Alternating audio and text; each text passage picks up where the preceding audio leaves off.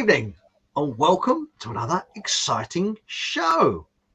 Well, tonight we are honoured to have Deborah Hatswell back on the show, and also speaking from a coal mine is Colin. I think he's got a power cut at the moment, so Colin's in the dark there, the paranormal investigator. Now you're probably wondering what's happened to John Hamer. Well, he's actually been abducted by aliens, and as soon as he gets the probe out of his backside, he'll be back on the show. So he's having a bit of a break this week, actually. So welcome everybody, and this looks like an exciting show. So I do apologize because Deborah and Colin have a very good conversation, and suddenly I said, we're going live, and so it's hard to stop bang on the dot. So I'm terribly sorry. I hope you don't think I was rude, Deborah and Colin, for cutting in your conversation. And so far away, Deborah, we're going to talk about UFOs, I believe. Yeah, tonight I think. So I think you've had enough of Bigfoot. We had Bigfoot last time, didn't we? And obviously, I don't just take reports of Bigfoot. I take all kinds of the strangest reports that you could ever believe. And I live in a really small town in the northwest of England. We're under Greater Manchester, but honestly, I'm much more closer to Bolton than I am. I live not too far from Winter Hill, and if anybody knows that area, it has a huge aerial mast above it. And you can see it from miles around because obviously it's that high, and it's on our mountain range, what we would call a mountain range. And where I live, we're quite high up. And if you look south, you can see Jodrell Bank. So with that height, you know, like the elevation is so high that we can see down to, on a good day, on a sunny day, you can see to Jodrell Bank, and you can also see all across the Welsh Hills, across to the coast. So it's an amazing place. And Colin will know it because we're both from the northwest of England. And I have worked a number of cases on Winter Hill and down at Jodrell Bank. And sometimes when you work in cases, you suddenly think, hang on a minute, that kind of lines up with that. And you see this kind of root farming, and that's kind of what happened. But it started, Chris, with werewolf cases, believe it or not. Sorry for that. It all started with a man in Crewe. He got it was a chap who wrote into me, and he said, I used to be, you know, back in the 80s, I was a removal man. And we went out to this area of Crewe, and the chap was moving, an older chap, and he said, we're moving the furniture out, and he just randomly out of nowhere says to him, do you believe in werewolves? And he was like, yeah. And he said, there's one watches me from that wood. Every night it watches me, and that's why I'm moving. So I took that report, and I'm looking, and I'm thinking, well, there's another werewolf report from somebody, and another werewolf report. So this kind of cluster around Crewe, Jodrell Bank, and it leads up to Winter Hill or off to Ellesmere Port, and I have no idea why. I can only tell you about the sightings that I'm taking.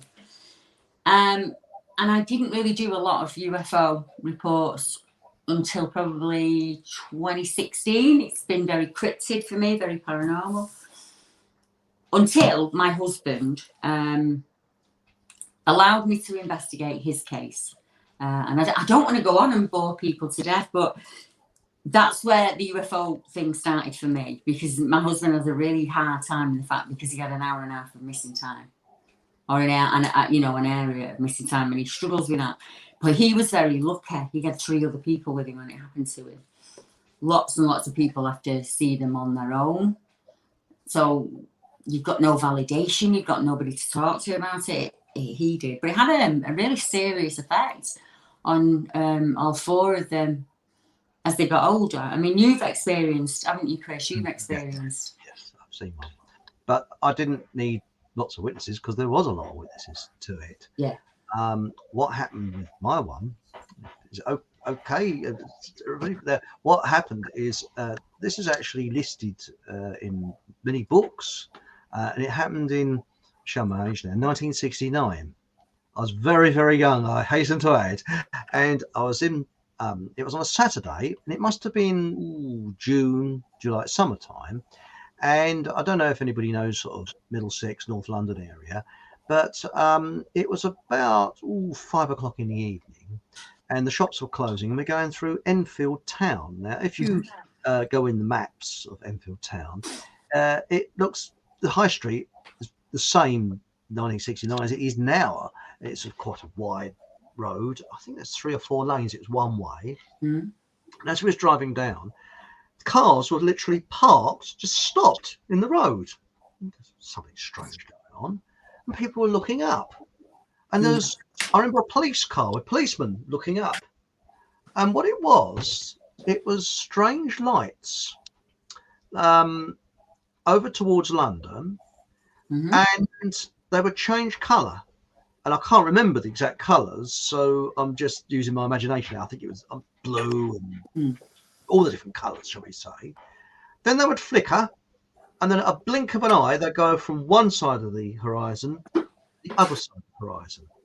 Absolute, you blink, you miss it.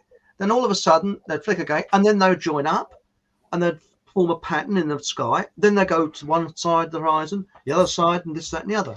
But anyway, after about half an hour of this, it was getting on for about 5:30, getting on for 6. My dad said, well, look, we've got to go home. And that. So I remember him driving around the traffic that was just stationary in the road. People got out their cars and just looking up at this spectacle. And next day, we heard on the radio that their switchboards have been have been absolutely jammed with people reporting strange lights in the sky in Middlesex and over North London. Right. Nothing to worry about. It's American Air Force planes refueling. Now, first of all, would American Air Force planes refuel over a highly populated area such as London? And also, I don't think they would flick from one side of the horizon to the other. In a local press that week, I always remember it, it said that they were actually searchlights. Now, both my parents went through World War II. They said that not searchlights. So that was my UFO. And another one I saw could have been a shooting star. And I was, when I was in my early 20s, I was saying goodnight to my girlfriend. And I looked up.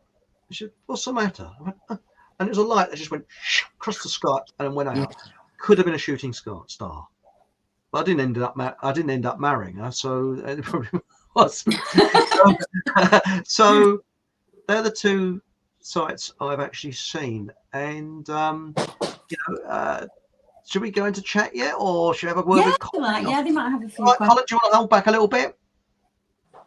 He's gone. We've lost him.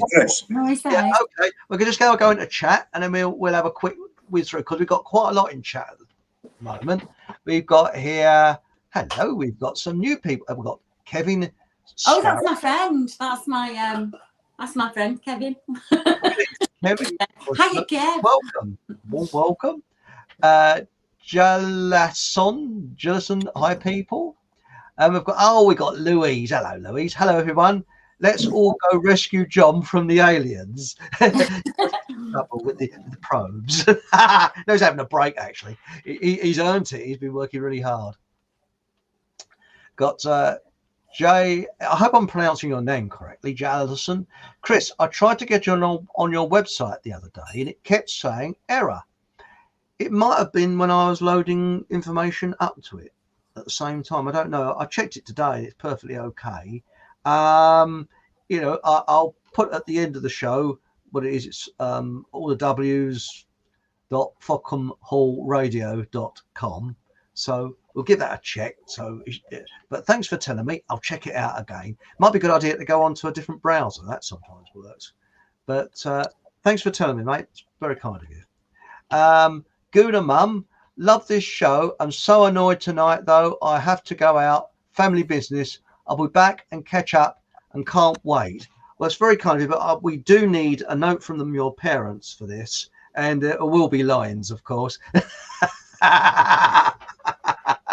What do you think? 200 lines? Yeah, definitely. Apparently, he reckons you live in a brown bread and cobblestone type village that you live in. That's interesting, isn't it? Yeah, I think so. Isn't that Dorset where the Hovis advert was filmed? Not the northwest of England. It's a bit different than Dorset.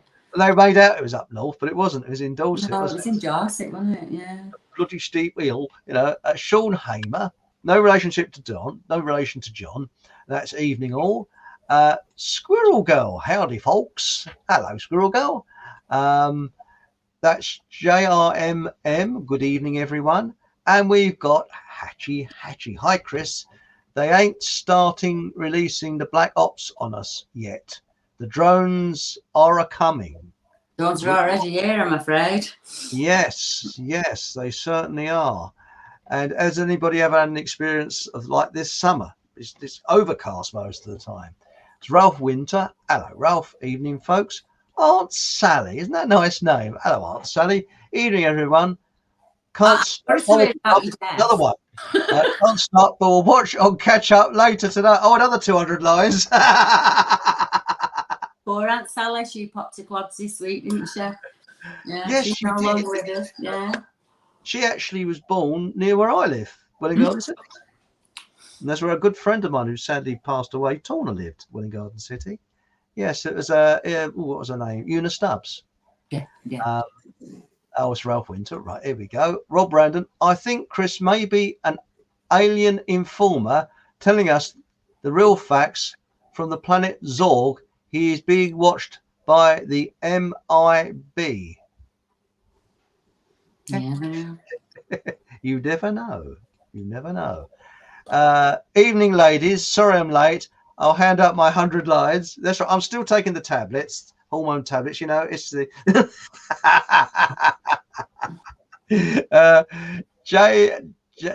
Jellison. I've seen the same shooting star looking thing, but it was a shooting slow star. motion. Slow motion almost. Yeah, I've heard that before. That's right. And we've got Joanne Slater. Good evening. We've got another new person joining us. That's very nice. And that's Squirrel Girl. Right. So hang on.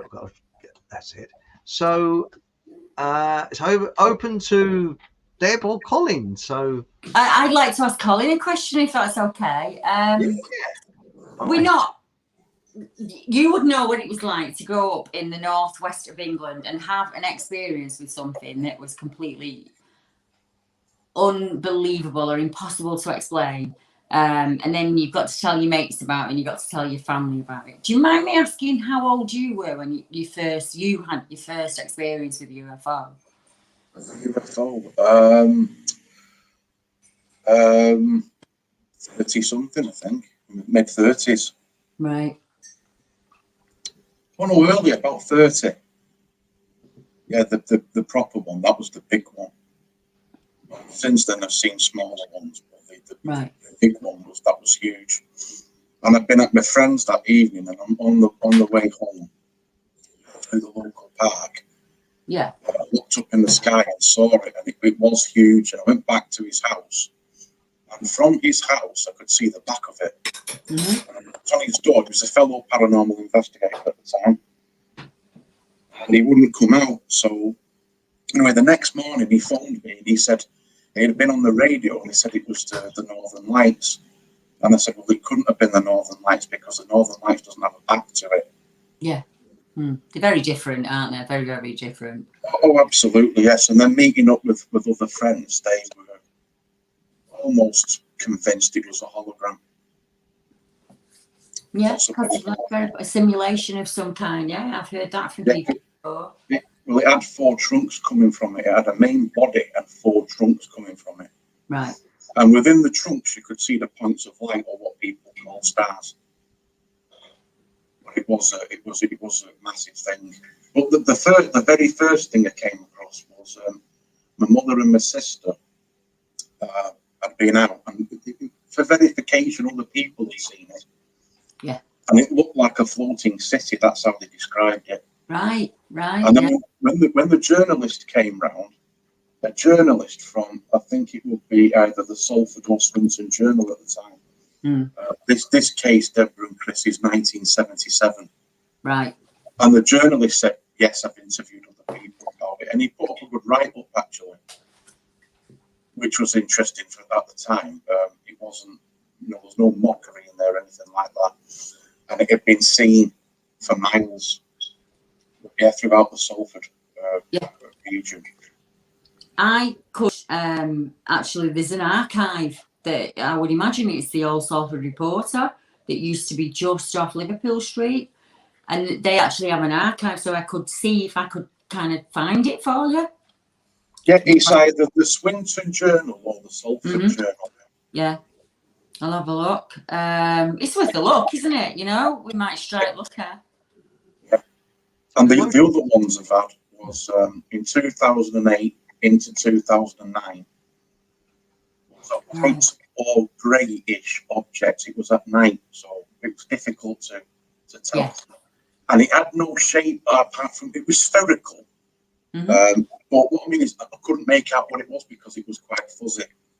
And it would It would go over every night for about 6 or 7 months, around about 12:30 to 1:30 at night. Right.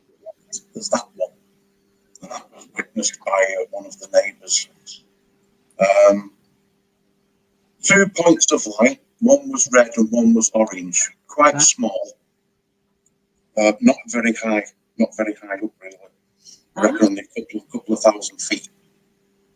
And I'd go out looking for them because I used to spot them about. And that was during the day, this. Into the evening. Yeah, they were daytime ones. And then one day, looking for either the red or the orange points of light in the sky, I looked up and it was completely clear, and there was what appeared to be a cloud, a small cloud. The cloud was stationary in the sky, and then it just set off on its own at high speed and just went out of sight until that looked like a white dot going away and then vanished. Just went away. Another occasion was my sister and I were outside looking for the grey object to go past around about 1 o'clock in the morning, and we saw something that looked like a shooting star or a meteorite. But I never knew that they had intelligence to avoid something. Right? This was incredible. So it came across the sky from south to west. And then what happened then? It appeared to be almost hitting something, and it went up in the sky.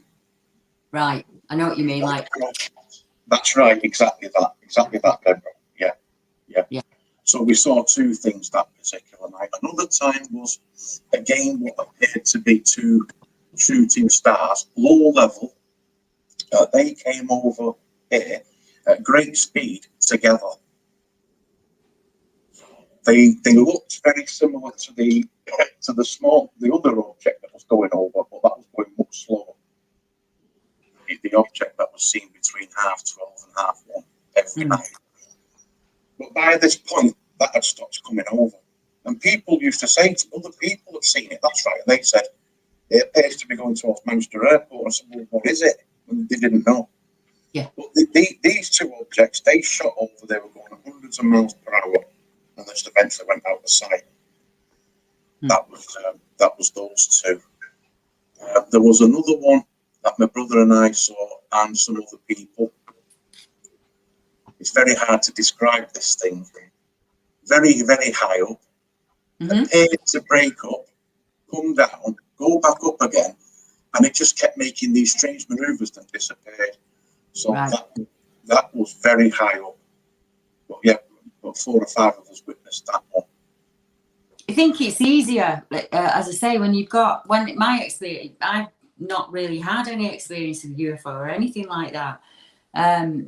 When I had my experience, I was with my friend, so I knew that she saw it too. You know what I mean? So it's validating. And with the Warminster thing, Chris, and your event in Enfield Town, other people saw it. Same for Colin, and it's the same here. When I lived about 4 miles away, and I moved up here when I was like 28, 29, so that would have been 95, 96, something like that. And I remember asking one of the neighbours and saying, you know, because I've always been interested, I've always been trying to find out about this thing that I've seen. So I used to say to people, has anything ever weird happened around here? And you're hoping that they're going to say, oh, yeah, someone saw this weird creature. I didn't get that. This lad said, his name was Alan, yeah, there was a weird UFO, and it came onto the field, and we could see it from Gibson Lane, and lots of people on the estate came out, and they watched it. And I can't remember if he said it was one light that broke into three, or it was three lights that went into one.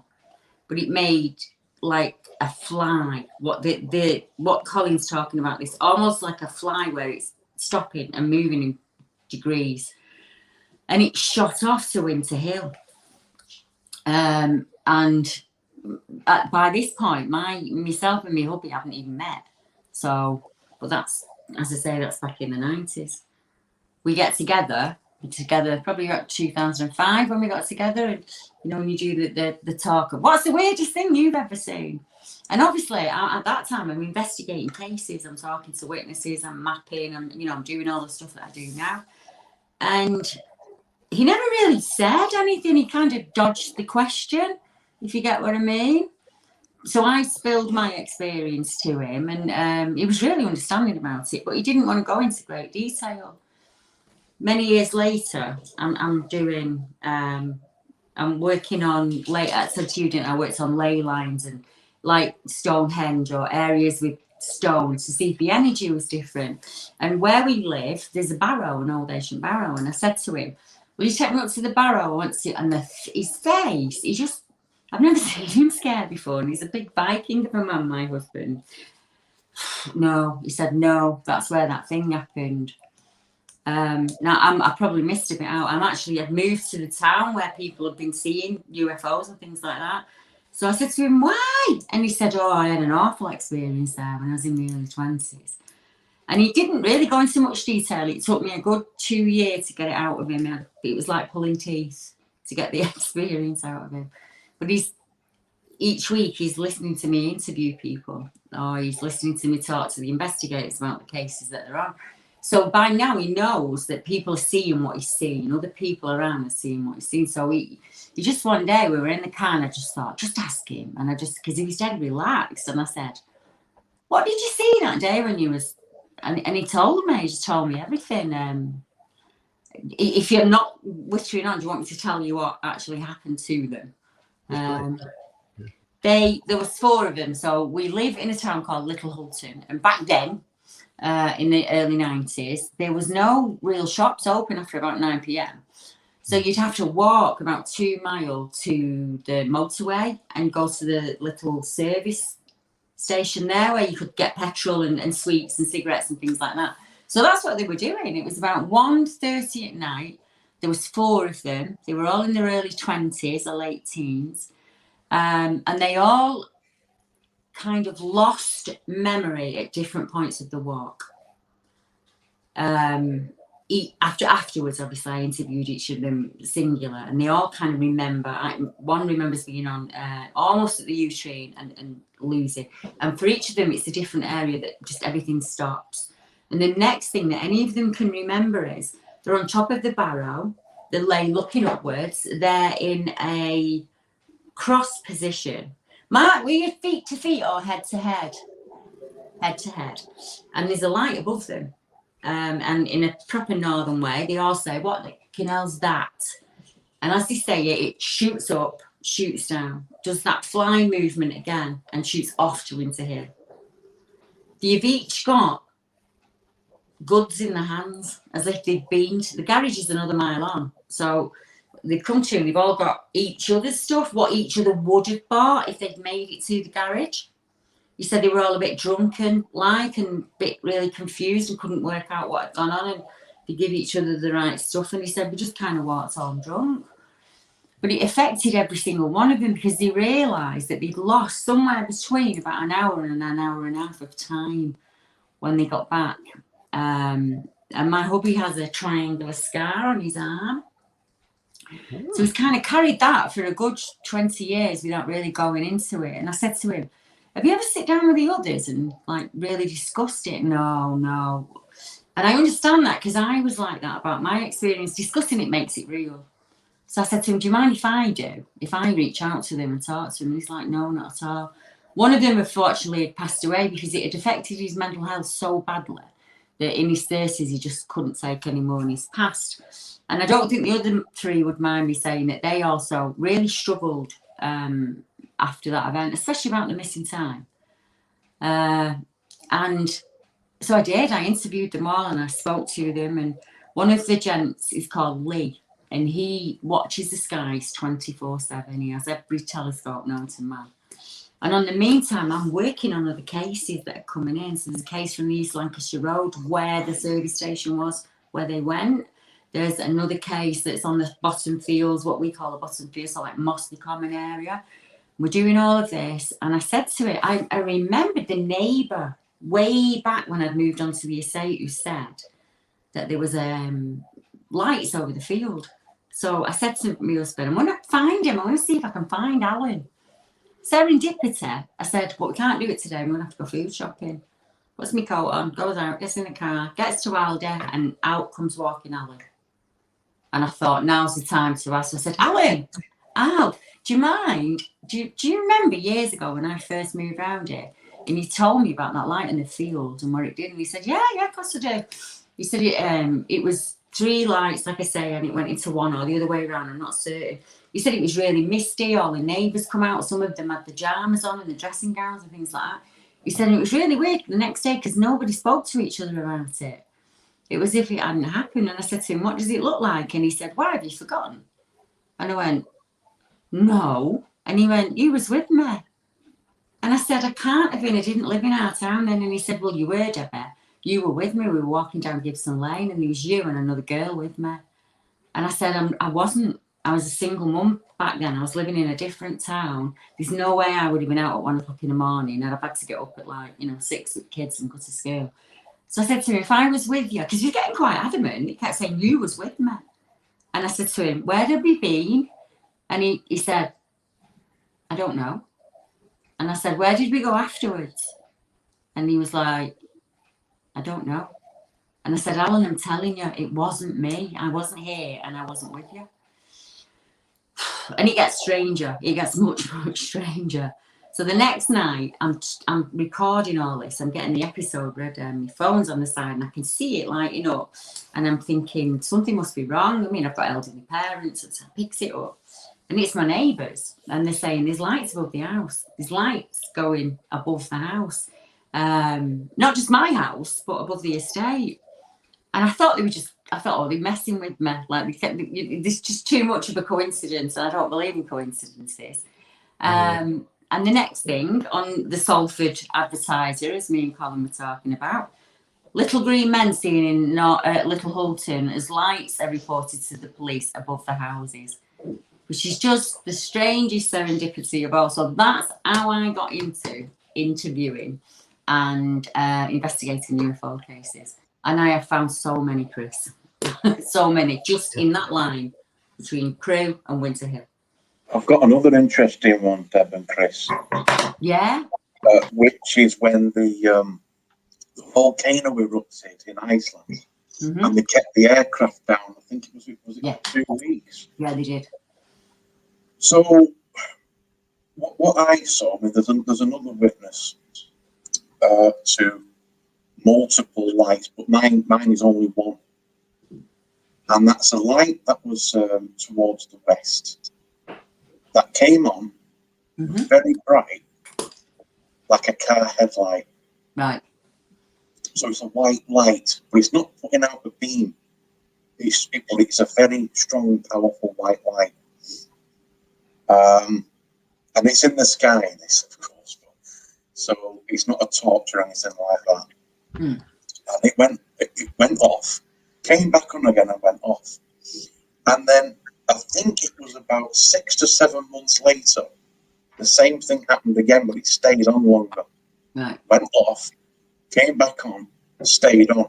So I went in, got my torch. I've got a very powerful torch. I've got a few, but this one's very good. And I was shining the torch at it. It went off. Then come back on again, and I was shining the torch at it. Now, I'm not saying it was communication because it was. No, I've heard of that before. I've got cases. It was already doing this, but I kept turning the torch on and off and flashing it up at it. That was interesting. But the other witness saw 6 or 7 of them together in, I think it was an arc formation. Right. And I asked the witness at the time, I said, did they go on and off? And because she only saw it briefly, said he didn't know, just saw them and went back to sleep again, because from the witness's bedroom window, at the time, it was looking out right across the moorland at Hebden Bridge. Right. So you had Hebden Bridge to the left, and then straight ahead would have been towards Todmorden. I know exactly what you mean, Gaddings Dam area. Yeah, because from that window, Hebden Bridge to the left, straight ahead, well, miles away, would be Stoodley Pike. So from what she described to me, this arc formation is over Stoodley Pike or further. Right. It's in that general direction from Colin. That makes so much sense to me because of the area it's in. I mean, for anyone who's not in the northwest of England, what we're talking about is, you've heard of the Pennine Way. And at the very bottom of the Pennine Way we live on the west side of the bottom of it. Todmorden's on the east side, and there's a moor between it, a moor and a mountain range. But you can cross it in 20 minutes in the car. It's not, but it is vast. It's so I've got reports where people are seeing it from Todmorden side and it's shooting off to Winter Hill. But then you've got people on Winter Hill side that are seeing it and it's shooting off to Todmorden. Todmorden is, if you're into the UFO stuff, you will have heard about it because of 2 reasons. One being Zygmunt Adamski, who was a chap who went missing in Todmorden. He lived in Hebden Bridge in 1980. He went out to buy some potatoes to make tea about 6 o'clock and he vanished. 3 weeks later, he appears on top of a coal heap in Hebden Bridge with no coal dust or anything. He's got a pressed suit on. He's got a beautiful white shirt. His hair's been done. He's been cleanly shaven, but he's been missing for 3 weeks. And he has some strange burns on him. And there's an lotion or an oil on these burns that could not be identified at the time or since. Obviously, the person who found him on top of the coal heap phoned the police, and the police officer that went out, one of them was Alan Godfrey. Only a couple of weeks later, Alan Godfrey's in the car in Todmorden. He's on night patrol, and he has a whole missing hours event. He sees the light, a craft above the car, and he's abducted. And he was incredibly brave, and he came forward about it, and he was just absolutely ripped to smithereens by the press and lots of other people. He is one of 5 police officers that since 1980 have reported abductions across the Todmorden and Hebden Bridge, North Yorkshire, West Yorkshire kind of area. And honestly, when I thought that everyone who was into the UFO genre would know about Toddy, because in 2000 and just last year in July, I got a phone call from a chap and he said, I've been up to near the Shepherd's Rest pub. A lot of people all know where that is. And there's a calf and it's dead and it's just laying in the field there, Deborah. But it's probably a really young bullock. There's no other cows or calves in the field. It's got, its eyes are missing, its mouth there is missing. It has no real... It looked like it had been dropped from above, if I'm honest, like it had just been dropped above. And nothing had predated on it. It was incredibly fresh, really, really fresh. And I thought, right, I need to get hold of somebody who's in that area, who knows the UFO stuff, and get them out to it as quick as I could. And I got in touch with some of really, and they didn't do anything. They just kind of left it and said, oh, thanks for letting us know. And I thought, you can't just write an article on it and get up there, go and see. So I was really lucky. One of my investigators said, I don't live too far, Deb, I'll go up. We went up. So within about a week, we managed to get out to it. And he did some area tests. He took a lot of photographs. The chap who reported it had also taken a lot of photographs. So we had really good photographic evidence. And there was decay, but there was no animal predation. Nothing, no birds, no blackbirds, and nothing had predated on this thing. So as I report that, then I'm inundated with people from Todmorden, Blackburn Moor, Ebden Bridge, Ethel Rimstead, the one I can never say, who've had a missing time or abduction events around that area or around Gaggins Dam. And one chap was on Stansfield Road about 12:30 at night. He was walking. The next thing, he wakes up an hour and a half later on Gaggins Dam with something that feels like a ball bearing underneath his skin at the base of his neck. That's fascinating. I know. And nobody investigated it. Could I throw something into the mix? Mhm. I have no evidence of this, what I'm going to say, but it's a personal thought that I had. And since that event that I saw, which was witnessed by thousands, I believe, so I've got no problems there. I've often thought about it. To me, and I mean, I was a very young child when I saw it, but thinking back, it was behaving like an animal, like a creature. And my theory, could it be some life form up there that's in, say, a different time warp or a different parallel universe? Dimension, Sometimes comes back, because when you see these photographs, say, or these films of divers underwater, you see these strange creatures. And it looks alien. Yeah. It was like that in the sky, and I've often thought, could it be some sort of life form that we're unaware of? Very possible. Comes along, because during World War II, there's a thing called Foo Fighters. I don't know if you've looked into it. Yeah, I do. Yeah. And with Foo Fighters, now I saw a very interesting talk by a chap called Michael Bentine. He was the fourth goon. Yeah, I know. There was the goons. Michael Bentine's time. 4 was too many, 3 was just enough. And during the war, he was attached to the RAF. Mm-hmm. And he said there was absolute floods of reports of what they called Foo Fighters. Right. But he said about, I think it was 42, 43, they dramatically improved the oxygen masks that they had. The accounts dropped like a stone, but they were still coming through. Yeah. And he said, yes, many of the accounts, if I can remember rightly, he said, were people hallucinating. But there was the hardcore ones, after these oxygen masks got better, that loads and loads of pilots saw all at the same time, that couldn't have been everybody hallucinating at the same time. But he said, and they were the hardcore ones that was very strange. And what it normally was lights that were following the paths of the bomber squadrons. Right. It was quite interesting what he was coming out with. And the talk that he gave was about, I suppose, I wouldn't say a parallel subject, a similar one, and that is where people could communicate over large distances. Yes. Using what they call it, not paranormal, telepathy. And he did a lot of work with Amazon tribes, and he said they take telepathy as like as normal, as there's nothing weird about it, and they actually go out hunting and they communicate. Yeah. Over time, and it's all very accurate. It's all about boredom. There's nothing. They sort of shrugged their shoulders. Though it's a bit weird that he was looking into it, because they just treat it as normal. So I looked into those signs, Chris. I was really, really interested in them, and I'll tell you why.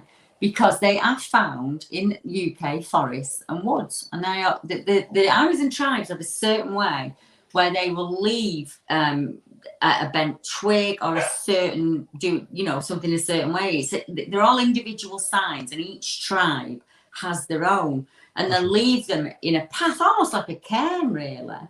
As each one passes, another one will add to it. But if they're out hunting, they can do a handy little twist, and anyone coming behind them would know that they were hunting, and they were hunting in that direction. Those signs are found in English woodlands, Scotland, Wales, Ireland, England, Russia, America, Canada. So who's making those? Who's leaving those? I mean, we just don't know. I mean, they found and people photographed them. I've seen incredibly intricate traps that were being set like this. Absolutely amazing stuff. There's a chap in Wales who saw one of these signs, and he's I don't know why my dog's doing that. I must apologise. And he saw one of these signs, and he filmed it, and he took it back, and he shared it on YouTube. And somebody said to him, "That's really interesting, but what's the black figure in the back?" And when you look, this is Wales. It looks almost like a gorilla that's moving a tree like this at the back. And obviously he's not seen it. He's looked at that sign. It's absolutely fascinating. But yes, could it be some form that we just don't understand? Yeah, there's a chap called Nick. I'm trying to remember his last name. He has a wonderful blog, and it's about skyfish. A lot of people will film the sky under different spectrum light. So not just under IR or normal, so different spectrums of light. And you can actually see what we would describe as like whales, or they definitely look like fish, is the only way I can put it. Going around to the point I was getting at. It's like yeah. So it very possibly could be, and we just don't understand what it is. But that doesn't explain the alien greys or these tan creatures, these tan aliens that people see, or it would explain some of it away, in the same way that intelligence, the things that we build, explains some of them away, but not all of them. There are some that you just you can't say, I don't know, what's the word I'm using. You've got some really, in the last 18 months, there have been some very high up individuals who've come out with disclosures. The president of Israel said, yes, there are UFO, and the Navy's seen them. Obama said the same thing, that yes, that we do have reports of UFO. Every single month for the last 18 months, there's been some kind of disclosure. There's been 2 videos out, one where you see almost crafts coming up from the sea. And that was released by NASA, I think. So, well, look at President Carter. He was the first president, wasn't he? To really, I think he was the first. Unless you know different, unless anyone knows differently, but I think he was the first. That's it. But I'm a little suspicious, because when Hollywood and the military get hold of something, they often skew it for use in mind control. And with alien greys, now the strange thing is that there was that famous photograph, I think it was taken in Scotland in 1964, that little girl. Have you seen it? Yeah. Now, there's something very odd about that, because what that is, it's not somebody, I don't know, but that suit he was wearing was a suit that they wore in the 50s and 60s in high radiation areas. And exactly the same time as that photograph was taken, at Warminster in Australia, there was a rocket being fired off, and just before it was about to take off, the safety officer saw on camera 2 figures wearing the same suits as what was behind the little girl in Scotland, I believe it was taken. And he stopped the liftoff. And then when they went down to the launch pad, there's no one there. Now, there's something odd about those 3 things. And I know that the photographer, who was, I believe, a fireman, he was actually spoken to by the, shall we say, suited Secret Service, taken to the area where he took the picture of the little girl, and left the area to find his way home. Nice people. So that is something that is very odd. But what gets me is when you've got E.T., and before that, Close Encounters by Spielberg, I often wonder whether they're psyops, because before Close Encounters, there's very few, most of the alien sightings were people in suits. And suddenly Close Encounters come along and they're all nudists. So I'm wondering whether the military have got hold of this, and they're twisting and twisting and turning and twisting. And you know what they do for their own ends. But ridiculous. You ridicule something, you don't believe it. Yeah, because, I do believe that there's something out there, but then you've got to look through this mist and fog of psyops. I mean, for example? I think yes and no, because if you're like Colin and you're in an ordinary town, there is nothing in Salford that you could confuse with a UFO. There's just nothing. We don't have, we don't have an airfield. We don't have, I don't know. There's just not really anything that you would. We're not in the path of Manchester Airport. I think some people will say, oh, the typical alien grey, and that came in because of Hollywood. Hollywood will twist something, they'll make it ridiculous, so you won't accept it. You just think, oh, it's really silly. They did it with paranormal stuff back in the day, and they do it with Bigfoot now. All of the new films that are out are Bigfoot. Oh yes. So the biggie, it's World War II. There's the Hollywood version and what really happened. The two are very different. Yeah, most definitely that. Yeah. But I mean, there must be thousands of people like Colin out there, just in the UK alone, that are from ordinary towns that have seen and experienced what he's experienced. Who's taking those reports? Because they just go into obscurity. We don't write them down. We don't interview these people and get their stories. But do you think they are, when you get the establishment messing with things, they're messing for their own reasons? I personally think they don't know any much more than most of us about the mystery, but they're doing, for some reason, they are doing what Hollywood did about World War II, what Hollywood have done about Bigfoot, what Hollywood's doing. They're meddling, they're messing. That's what they do. And it's very, very odd. I don't know why they're doing it. It's a bit like because I think they do it because if we realise just one of those things, if as a nation, if we realise what was actually going on, we would stand up as one and probably come together. The distraction. John wrote a book on it. It's all about distraction. Keep you as distracted as they can. So don't look at that information. Come here and look at this bright, shiny, new information. And if you do, we'll give you this and we'll give you that. And you're supposed to drive this car and you should have this job. And it just keeps you distracted, keeps you like that. Spot on. And I think that's do it. Colin and I knew a person called Torna. Sadly, she's passed on now. And she ran a UFO group. I think there's so many guessing. It must have been in the 80s or 90s. And I think Colin can back me up. I don't know if she told Colin this. And she said that there was a chap in a car that was kind of stalking her. Right. Sitting outside her house for a long time. And she went over to him quite bravely and said something to him. I can't remember what she said enough. Colin can remember.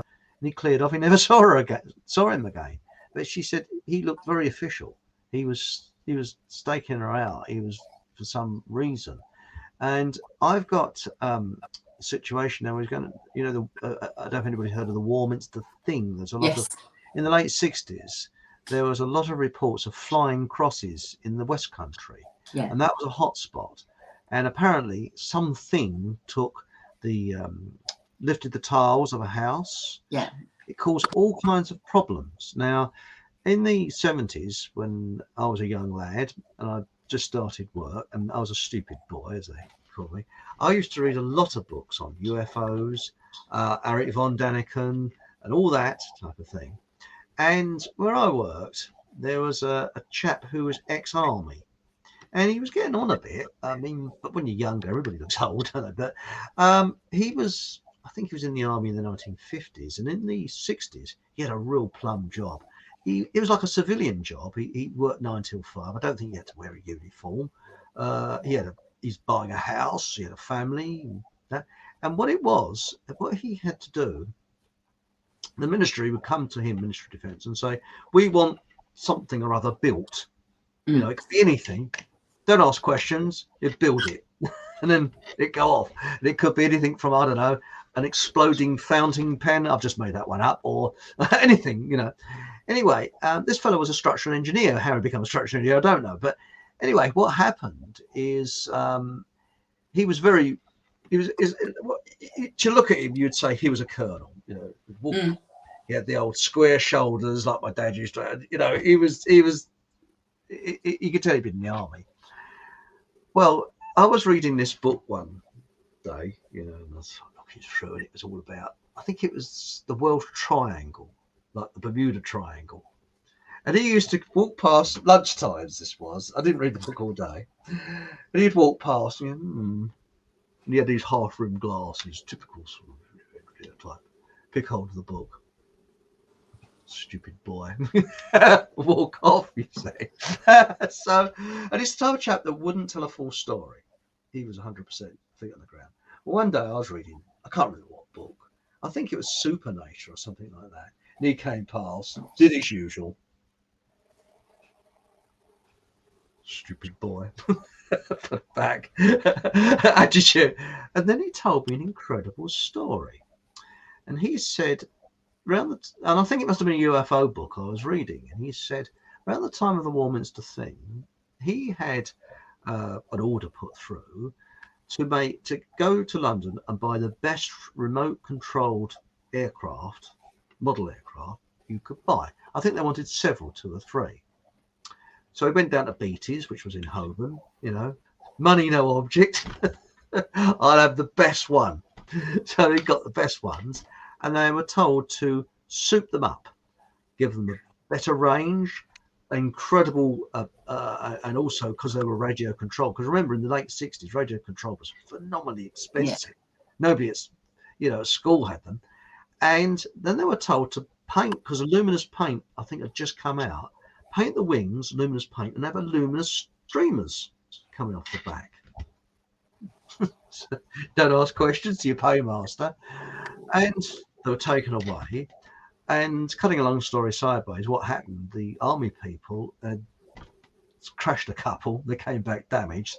And they got so fed up with this that they asked him and his team to go to Warminster for the weekend. So he went down to Warminster with his gliders. Well, not with his gliders, with his aircraft, you see.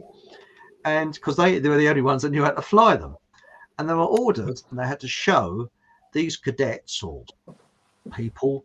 They stood on this great big, this high area of Warminster, and at about 2 or 3 o'clock in the morning, they were ordered to fly these aircraft over Warminster low, go up, loop the loops and whatever, and fly them back, and all kinds of things like that.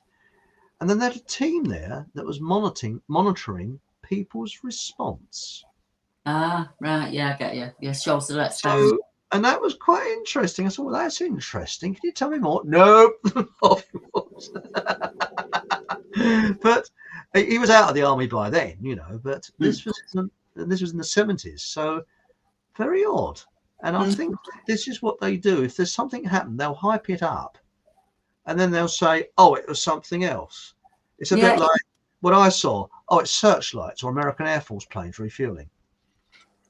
The thing with the Warminster thing, though, the original, it's not just one event. It started in 64 and it ended in the 70s. So I think the first reports that come in Warminster, let me just find it for 1 sec. I think it's 67, wasn't it? 1:25 a.m. on Christmas 1964. Resident Mildred Head awoke with a star. Her ceiling, she later told the journalist, had come alive with strange sound. It sounded like something had landed on the roof, she said. Like giant hailstones or something even harder than that. And then it carries on. These other people over the years, a chap called Roger Rump, 6:30 a.m. They described a sound that sounded like 5,000 tiles on our roof being ripped off and then put back on again with an enormous clatter. Marjorie By was walking by the church at another time and she heard savage sound waves. So it's almost as if it's some kind of weapons test or some... People are reporting these houses reverberating like that. So it's not just the Warminster thing. It says 1965. So we go on June of 65. There's another report. Twin red hot pokers that were seen hanging downwards from the sky. And it just goes on like that, John. So many people have made reports. I'm going to try and get to the end so I can see 1970s. That's when he started reporting it. That's when it hit the newspapers and it went on to the news, local news. So that's why people think it was the 70s. It was in the 60s that he made these aircraft. Yeah, that's in the 70s. He was out of the army by then. Do you know the last sighting was 2017? Really? So the first one to come in was 1964. About the time that your friend was making that plane, they would have had a cluster of people contacting them, because you got early 64, you know, middle of 64. So in 65, 66, if that's what he's doing. 67, I think he did. Yeah, that could be his way of saying, oh, no, it's just this. We can prove that this is what we've been doing, and that's what you see, and don't worry about it. But then it's carried on till 2017. So that's quite, you know, that's very current, isn't it, really? Model aircraft wouldn't make that kind of noise. Right? No. I think it was about 2009 that I heard a low-level military jet go over. Right. So I asked a friend about it, and I said, why would they be going at such high speeds? Because of the subjects I used to discuss with them, he got another friend to call me who was ex-military, and he said that they're operating from Ireland. And he said, and they do get lost. He said, don't worry, it's not chasing a UFO. And I said, well, first of all, I never said it was chasing a UFO. Yeah. And to get lost, I've no idea. And I said, and also, this is a built-up urban area. And to be going at that kind of speed, and I don't know if you've both heard it, but well before the aircraft's in sight, the earth shakes. Yeah, I know. You feel it. It's absolutely incredible power as it's going over. Your sound's going a bit, Colin, because... Can you hear me now? That's a bit better, because now somebody mentioned a squirrel girl. There we are. It's very kind of her. She said, find it quite hard to hear Colin clearly. I'm sorry. All right, can you hear me better now? That's a lot better. Much better. So this chap that called me said it was probably an F-16 from a US air base in Ireland. Right. And he said he was probably lost. And I said, well, to go at that speed in a built-up urban area, that's quite, you know, they're not over the moors. It's not over Saddleworth Moor or anything like that. Right. And like I say, I thought it was an earthquake. And then it went over, and you feel the pressure. So. By the time I got to the door, it was out of sight, but the inside of this place shook. Wow. Interesting. So it's definitely. I think we can rule out model aircraft. Yeah. Oh, yes. I think that was. Well, your guess is as good as mine. What that is about. I've told you the story. I'm blank why they did it. And he was the type of chap that wouldn't have really made up a story like that. He was quite a truthful sort of chap. So it's a bit of a mystery. Going into chat again, we've got here, we've got a comedian here. I just need to nip and get myself a drink. I won't be a second. Okay. Well, okay. Chris, I'd like to, I'll read this naughty one out. Chris, I have liked and experienced this summer. Unfortunately, it's not been that hot. Hopefully your Screwfix dating mag might help. Because remember that gag the other week, you know, got a catalogue from Screwfix. There's nothing about dating in it. I like that one, actually. Then we've got here Joanne Slater. America, they got secret police. I think they've got hidden stuff. Bible says fallen angels and people believe aliens. Are these? Very interesting point. And then we've got Dav and Bar. Hello. And as Kira, she found it a bit hard to actually. Colin's got the same internet provider as I had when we had. Do you remember that we had those problems? I used to have that. Yes, we won't mention which one, but he's got the same provider. They were excellent until a large oil company took them over, and I won't say which oil company it was, but they certainly shelled out a lot of money. Oh, but now we got here Joanne Slater. They've been going to, I think, Arctic. Yeah. Think something hidden there, and also Bible tells you about giants. Well, that goes over to Admiral Byrd, wasn't it? The Arctic, whether he is to be believed or not. In 1947, I believe he flew over there There was some operation. I think Colin probably knows more about that. Do you know much about Admiral Byrd, Colin? What, the American fleet? No, That was. Yeah, no, do you mean the American fleet that was allegedly chased off by that's source right. of spacecraft? That's right. It was 1947. It was an Operation no, not Pedestal. Can't remember the name of it, but some people say that they came back in rowing boats almost, but no. But Admiral Byrd, he was a chap that believed there was some life in the Arctic and whatever. But I think know very little about it. I know something about it. So some people claim that there's actually no Arctic. There's Antarctica all the way around, don't they? Well, some people. But anyway, do you remember Barton Air Show? Yeah, I do. I do remember Barton Air Show. Yeah.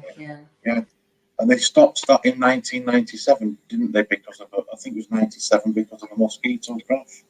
Oh, I don't know. I don't know anything about that, Colin. No, Yeah. sure. That's the last time I'd heard jets, but this was lower. Right. So it's just to say that we did have an air show, Chris. Yeah. And so we did have low level flying aircraft, but not as low as this. And not going at that speed either. Well, what about that in I think it's 56 or 57? And it was an American Air Force, I believe it was in East Anglia, because there was a lot of American Air Force bases in East Anglia. And this jet, on the radar, there was some object they saw, and they sent a jet fighter up to investigate, and they've never seen the jet fighter or the pilot again. Oh, wow. And he disappeared off radar with it. So it's an open case. They just do not know what happened to it. There's lots of stories like that. Was that Operation, Chris? Was it Operation High Jump? Yeah, I think it was because Dave Starbuck knew quite a lot about that Operation Star. He researched into it, and he said that Admiral Byrd, he came back. It was supposed to be a German base down there, which there was German bases in the Arctic and Antarctic, but whether they had advanced flying machines there or not, I'll keep an open mind on it, but I lean towards them not having advanced flying machines. Now it says, Hachi, where current events globally are concerned, something is definitely not right. I agree there. I'm sure all will be revealed eventually. How times have changed. Oh, yes. They're definitely getting us ready for something, aren't they? I think it's already happened. And it's happened and we're in the cover-up part of it. But there's lots of people, whether they've got abilities or not, that have been saying for at least the last 3 or 4 years that there's a huge change coming. I don't believe in coincidences. And the way these news stories are being fed to us over at least the last 2 years, it's almost as if they're going to say, well, we were honest. We told you they were there. We told you last month. We told you 18 months ago. It shouldn't be too much of a shock to you. I think that's what they're kind of doing, and I think they just, what would happen if the news said tonight at 10:30, aliens do exist, they have been walking amongst us for millennia, and see you next week, good night, there'd be abject panic, wouldn't there? But I just think, for me personally, I just think people have been seeing them since time began. When, back in the day when they called them the masters. I personally think that many of these sightings could be our future going back in time machines watching us. Because I always seem to be fascinated with wars and things like that. And they are seen around military bases and nuclear power stations. Because I think that from anything coming here would understand time, space. And I don't think they would come here in, shall we say, vehicles. They're probably different, shall we say, parallel universe. Okay, dimensions possibly, maybe. Because they're written that there's film of somebody being, was it abducted, and their sort of body lifts up from the bed and then sort of goes, literally goes through the window, dematerializes, and then comes back out. Now, whether that's trick photography or not, I don't know. And it's a bit like this chappie in Spain. I don't know too much about it. Have you heard about it? He's supposed to be in a parallel universe, and he's showing film where he's walking around Spanish cities and they're deserted. And people are saying, well, he's doing it early in the morning. Well, no, because you can see the shadow on the ground. He goes to the zoo. There's no animals there. There's nothing. And he reckons he's from the future looking back. But the strange thing is, he can this electricity is on. He can use a computer. And for example, he went into a police station. And there's a car there with its headlights on and the engine running. Nobody there. Wow. Now, I thought he would have gone mad by now. I mean, I would have probably gone too mad by that times. There's something odd. I think it's a very clever psyop, but for what reason? Or it might be a very clever computer game that somebody's advertising. I don't know, because he leaves messages for people and they can see, and there's no camera does not pick him up, leaving these messages, and they're there. Right. And it's very, very strange. Now, I found out more about this from an American who can speak Spanish on his site, and I first of all alerted to it by some people I know in the Netherlands who I believe they can speak Spanish, but it's all over Spain apparently, and it's very, very strange.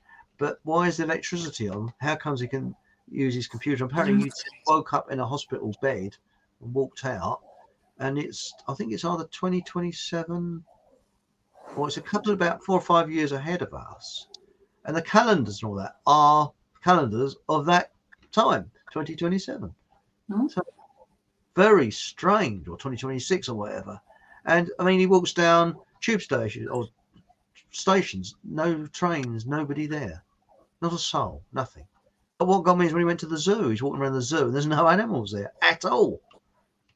How? I mean, if it's a hoax, it's a very clever hoax. Oh, yeah.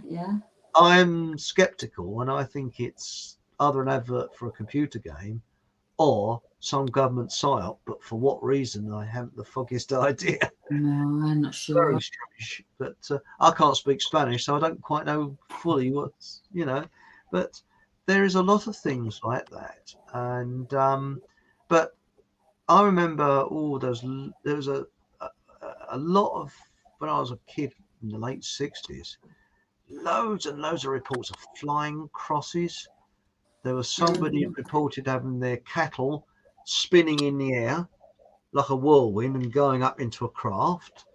That was in Nottingham, I think.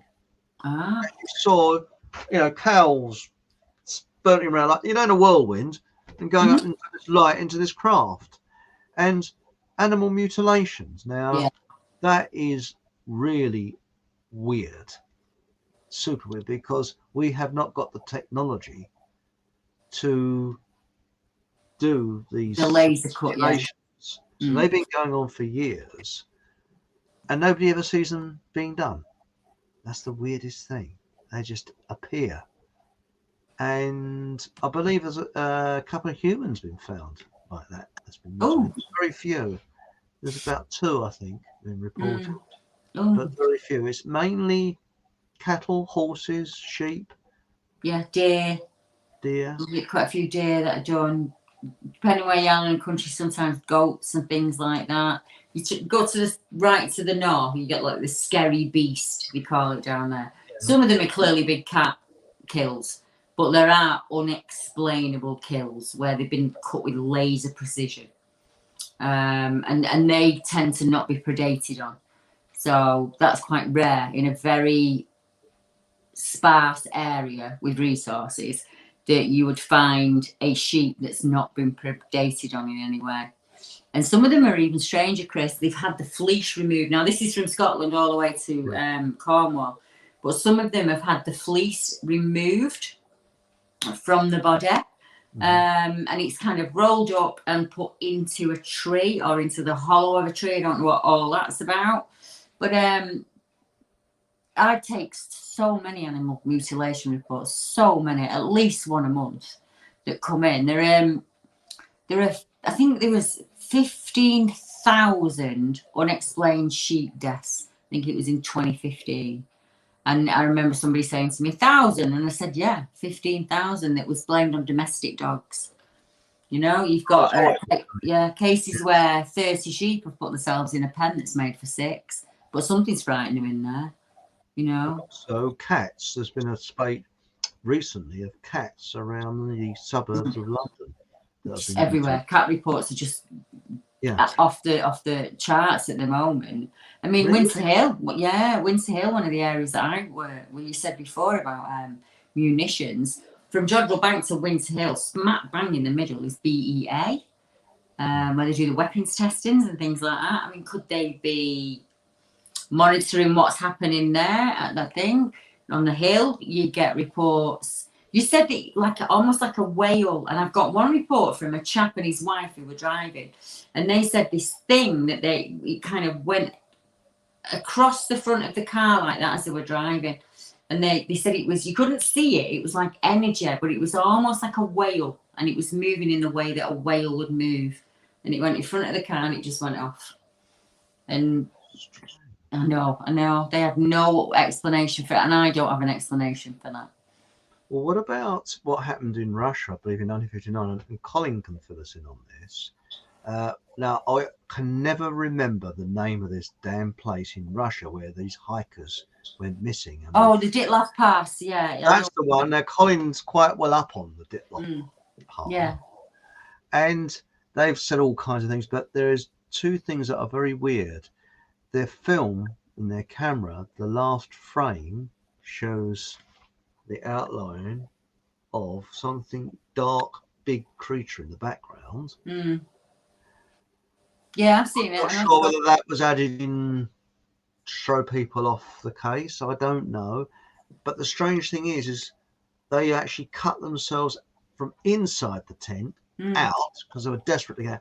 And they were in various straight. Now you think about it, it's quite cold where they were. They're in the coldest part of Russia, and it's midwinter, and they're in various parts of undress. Yeah, and they ran, and there's lots of very strange reports. Like, for example, there's a lot of UFO reports around there. Yeah, lots of very odd things around that. There's entire villages that have gone missing. There's one in Alaska. The pot was still boiling. All of the dogs, all of the huskies had been taken off and buried alive in a pit. It was just a trapper that came walking in, and there was nothing there, but the fires were still on, and there was still pots boiling, and the entire village had vanished. It was almost like Roanoke over again, but obviously in modern times. There's the Bridgewater Triangle as well in America, where something similar has happened, where an entire village of people has just gone. They've just gone. Really? Where there's no explanation for where they've gone, but they've gone. That happened with some Vikings, isn't it? There was a whole group of Vikings that just disappeared off the face of the earth. Do you know anything about that, Colin? That Greenland. Was it Greenland? Yeah, Greenland, I think it was. Where they just sort of went, but nobody knows what happened to them. They just disappeared. It's weird, those sort of things like that. For instance, there's ghost ships. Now, I read a lot about the Bermuda Triangle, and there's supposed to be a Welsh Triangle as well, where things go missing. And these ships just sort of turn up and then disappear again, then turn up again. And there was one, and it was last seen, I think, in 1970s, and that disappeared from about 1912. And nobody knows why, who, why, when, where. It just goes around the world on its own for some unknown reason. It's up in Canada somewhere. Remember the Eileen Moore lighthouse keepers here in the UK? They just suddenly disappeared. An entire lighthouse crew were just gone. And they talked about a thundering storm that was above that lighthouse for a number of days. But when they looked, there'd been no storm at sea. And they talked about this deafening storm that was above them. And I think, like, the last diary entry said something along the lines of, please God help us. The coats were hung up. They wouldn't. If they were going out into a storm, you would put your waterproof gear on. None of that. That was all left back at home, and that looked like they just disappeared off the face of the earth. Yeah, I've look it up. I can't put it into chat because I can't access the chat. But it's Eileen Moore or Eileen Tor, Lighthouse Disappearances, and you can have a read of it. Yeah, it's really. Well, somebody in chat might come up with it. I mean, there was another one, that regiment, the Norfolk Regiment. I think it was a Norfolk regiment in First World War. Right. And they were witnessed, again, Colin knows quite a bit more about this, going up a hill where a fog descended upon them. And when the fog lifted, nobody knows what happened to them. And after the war, they looked through the Turkish records, because they was fighting the Turks, and they're as fogged, well, I say fog, there's no record of them. They just disappeared off the face of the earth. And there was a play or film type play made about it with David Jason in it. Ah, right. No, I didn't know that. Yeah. And to this day, they just do not, the relatives never knew what happened, because whether they got killed in action, they couldn't find any bodies. They believe it wasn't a cover up. There wasn't some like mass execution by the Turks, because they interviewed them and nobody knew anything about it. And one person at least would have blabbed, or they'd have found the bodies somewhere, but they never did. So maybe it was another show that we could do for later on. We could, we could do a show on it, on strange disappearances. Well, I remember, I've said this many times, I used to work in London, and there was a magazine, very good. They used to give them out at train stations. Students used to give them out. And they had Ms. London, that was one, which was all, had loads and loads of secretarial jobs in there, which were temps and things like that. But there's one particular one called Midweek, and it had some very good pieces in there, good journalism. And it had several pages at the back of missing people. In the 80s, and there's the usual ones, teenager left home after a row, and they usually turned up in a couple of weeks' time. Went to London from Glasgow, and there's a picture of him, like this. And they were, that was happy ending type ones. But there was some, and there was two in particular that were really weird. A mother, this was in the suburbs, went down to the corner shop to buy some bread and milk, and was in a pinny, house slippers, and was never seen again. Nobody saw. And there's another one, a chap that left for work, and they're all happily married people, left for work in the morning, normal way. Remember, they didn't have, in those days, in the 80s, there wasn't these amount of cameras around as there are now. And his car was parked at the station, never seen again. Never arrived at work. Nobody knows what happened to him. Just disappeared off the face of the earth. And some of them might have been a Reginald Perrin type thing where they, changed identity. Remember, there was about 4 or 5 pages of these disappearances listed off one after another. It was really creepy. Have you seen these people? And it was things like, the woman, it was very sad. She had 2 teenage children. Oh, that is sad, isn't it? They missed their mother. Where is she? And the police looked everywhere. Nothing. Absolute blank. Nobody knew. Hadn't been abducted. People, and it was a sort of a suburb where there's plenty of people around, but nobody saw her. Very peculiar. Very, very. It is, isn't it? And I think that what you were saying the other week about camper vans. Now that's another one. Yeah. It was strange experiences in camper vans. Yeah, true. That is one that is. They're out in the wilds, though, aren't they? They're out in the wild places, and I mean, don't get me wrong. It's an ambition of mine to be able to do the same thing. You start out understand, you've not got the light pollution, so they see a lot of things that we don't see. But there's sky watchers all across the country, isn't there? Now watching the skies at night, and we just. I mean, I know when the Todmorden piece went into the newspapers, they just did their typical. Honestly, it took the mickey really out of everything. Always do. Yeah, they always do, don't it? But below that, underneath all of that, there was people that had these experiences who were incredibly frightened And I remember saying to the journalist when I emailed him, you completely missed the point. There was a really good story within that, but you couldn't see it for ridicule.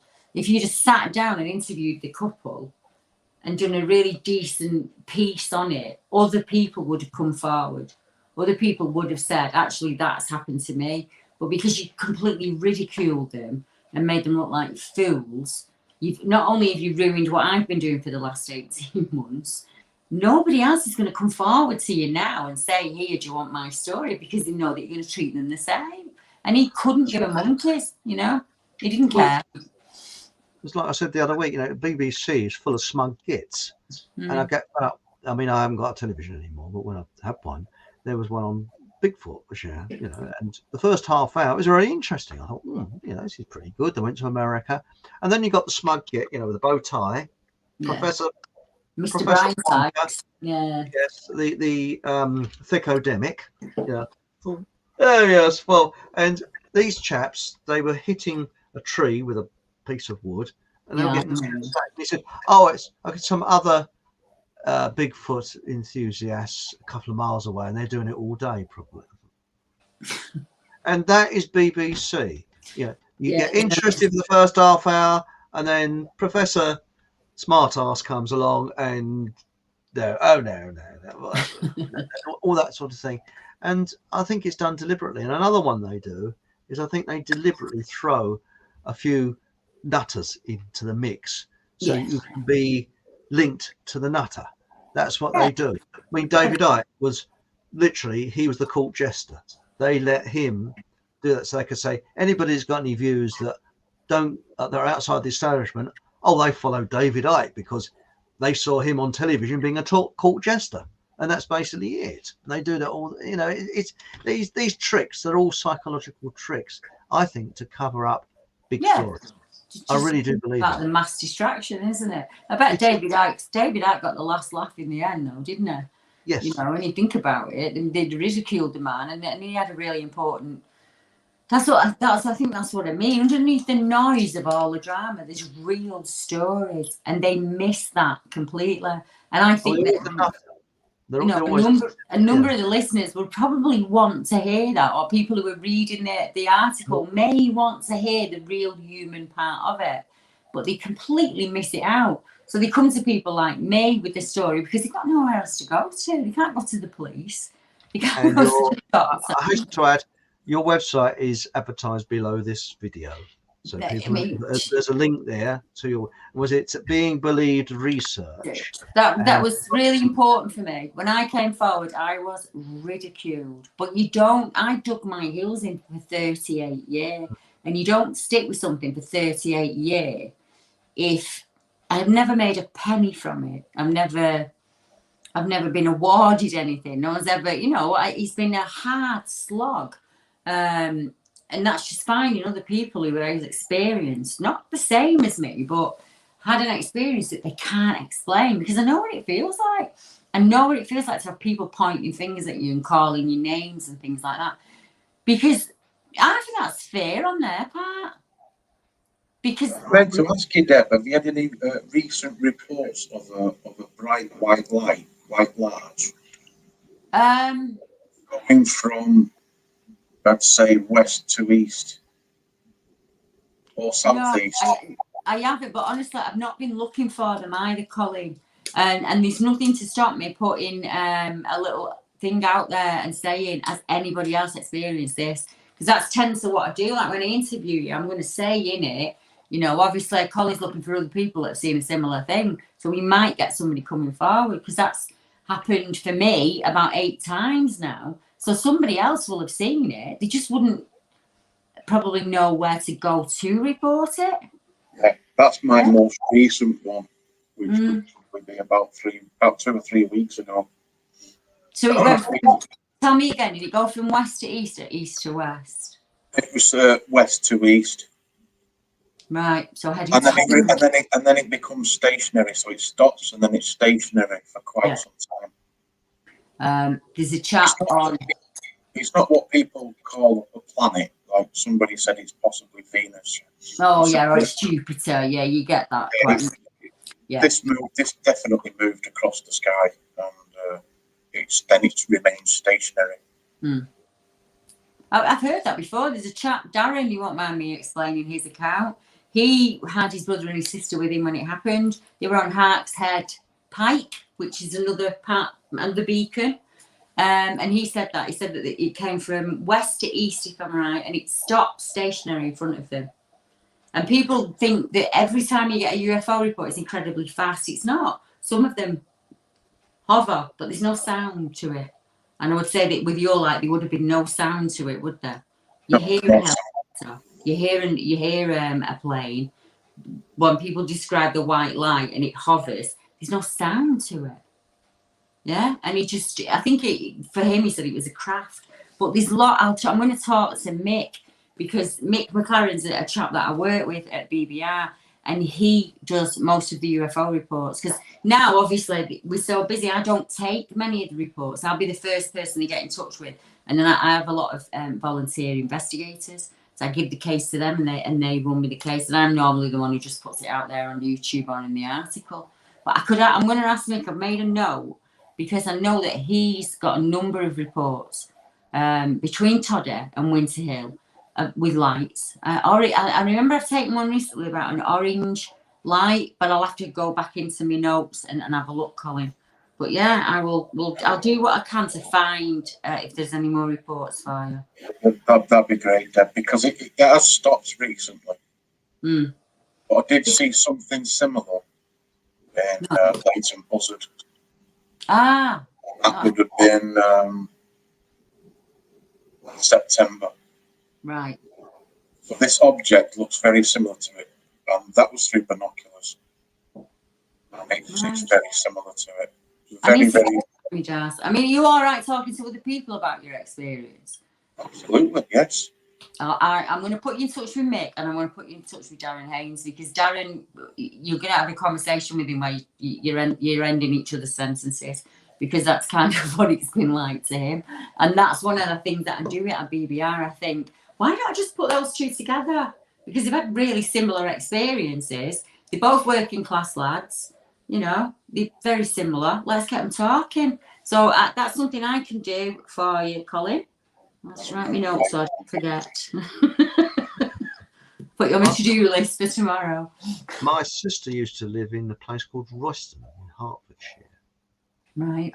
It's very interesting, Royston, because I think there's a road that runs through there, and it's just off of a Roman road, and the countryside changes dramatically because it goes from hilly, sort of hilly, Hertfordshire, then suddenly it's flat, which is Cambridgeshire. Yes. And where my sister lived, you looked north to Cambridgeshire, and she saw a lot of lights in the sky and things like that. And she contacted, this is in the 1970s, she contacted some UFO societies because she kept seeing these strange lights. And I don't know if you know that area she found it as a hotspot for UFO, and that is actually our ley line. Well, then there will be other reports, Chris. There will be other reports. There'll be paranormal reports as well. Yes. Yes, Newmarket Road, I think they used to run, because it was sort of. But it's very strange how dramatic the scenery changes there. You could draw a line and say Hertfordshire, Cambridgeshire. Yeah, it's just flat. Just hilly, flat, and when you go out of Royston, you're climbing a hill. It's very odd, It's like where we live. Yeah, everything's where we live. But when you look at these strange things, like no such thing as coincidence, we did one the other week on coincidences, and I won't repeat it, but that one where I met myself, which was certainly strange. I don't know of anybody that's ever met themselves from a future, and somebody once said that it might be a guardian angel that's actually dressed as myself, not to frighten me. I don't know. Be a time slip. Very. I think I told you that one, didn't I? About when I saw. Yeah. It was weird. And the very strange thing is, what he was dressed in, I actually bought those sort of clothing unintentionally 20 years later. See, you could have been visiting yourself from. Yeah. There are cases like that, aren't there? It is very, very odd. But this has been a fantastic show. I've really enjoyed this. You must come. Can I drag you back kicking and screaming on another show? It'll be next month. Yeah, I will come back. It'll be next month now because You're all booked up. Yeah, I've got my own live feed to do, but I'm meeting. They do the meets once a month. Well, not next weekend after's where I'll be up in Harrogate, up there at the reservoir, and people will just come out from all over, and we'll have a cup of tea, and we share experiences, and we just chat about like we do with you guys. We just have a good old natter. So if anybody is interested in coming out to meet us in Harrogate, check out my Chris has got my email. So leave a comment and Chris will get you in touch with me and I'll send you a message. Because just come out for a brew and have a chat with us. It's like a live stream, but in real life. You got a link below this video. Yeah, just get in touch with me by email. That's the best way to get in touch with me because I check. Do you want to give your email? Do you want to pass it on? I don't mind, whichever way. It's Debbie Hatswell, all lowercase. Hang on a minute. gmail.com. And I'm sure it comes up on Google when you look for me. Okay. Yeah. Put my name in gmail.com and you'll find me. I could put it on FockhamHallRadio.com and people will be able to find you on there. Yeah, that's it. I'll get a little thing together with me links and I'll send it across to you. And that's smashing. Thanks, Debbie. Yeah. Do you ever come down south, or is your passport not in order to come down? I've not, because of COVID, we've not made it down there yet. So that's the plan. I mean, we're only just allowed to mix June. So we've only put the meets back on since June, and we've done Cannock Chase. We're going to do Sherwood Forest, Bowling, and then next year we're going to head to get further south if we can, and up to Scotland as well. But yeah, just did you ever come down south? I've not yet, no, but the plan is to come down. Very friendly. A lot of members. Yeah, apart from us being miserable sods, some of us are friendly. You know. No, I've got a lot of members. Lots of people I would love to meet in the south. So yeah, that's the plan. That's on the plan for 2022. That's great, because I think also, you see, you and I have got this secret passion about stealth camper vans. Yeah. It's a bit different to ordinary camper vans because a stealth camper van looks like an ordinary van until you look inside. And it's a place to travel. That's how I'm going to get down south. No hotel fees. You know, I'm not rich. I'm a very poor woman. So that's the idea. I just couldn't afford to get down. I couldn't afford the petrol. It's not only that. Yeah. So I don't like hotels and bed. No. I like to live. I like to sort of do my own thing. And the secret is, we could do an actual program on camper vans alone. I was actually told the place to park, because they say they're stopping it, not quite. If you park between you and I, so nobody else, please, can everybody put their fingers in their ears, please? Thank you. Blow raspberries, good.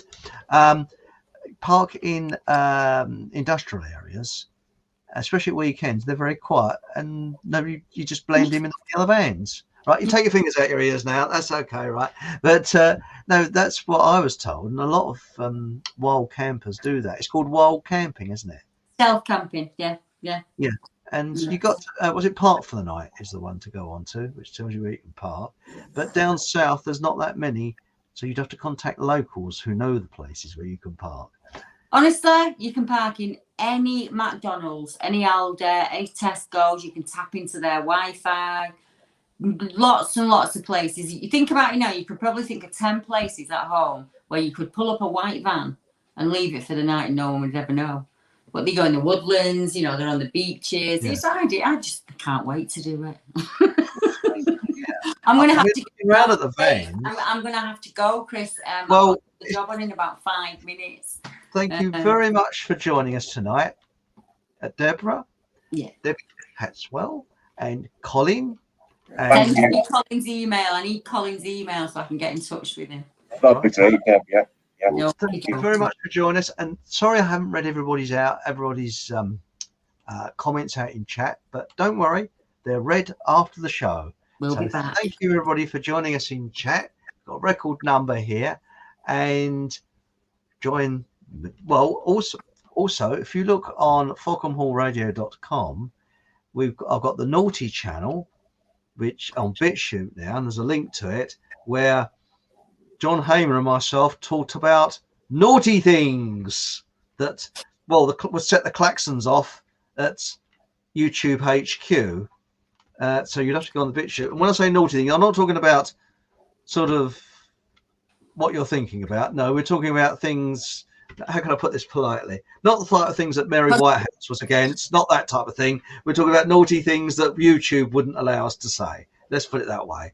And you're on tomorrow night, aren't you? Yeah, 8 p.m. on my channel. Yeah. So your channel is on YouTube, and you just look up Deborah Hatswell. Yeah, Deborah Hatswell. 8 o'clock live.